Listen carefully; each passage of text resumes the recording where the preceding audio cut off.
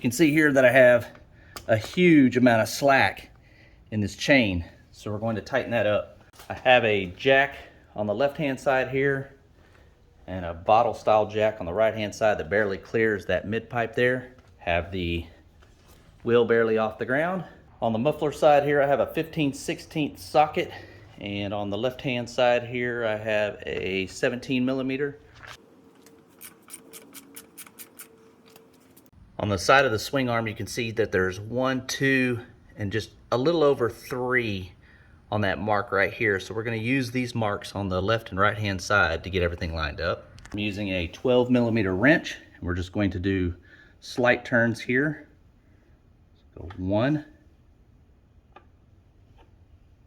2, 3.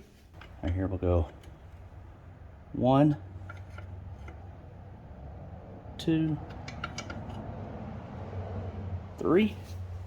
Now what I've seen on the internet is they say take a screwdriver here.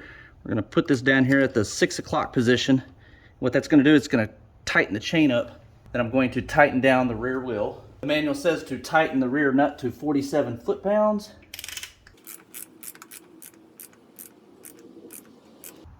There we go. Let's remove the screwdriver. This socket here measures right at 1 inch, and the manual says you need either between 0.8 and 1.2 inches of play.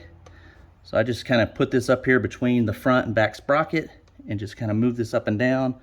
You can see I got about 1 inch play in the chain. We're good to go. Thanks for watching.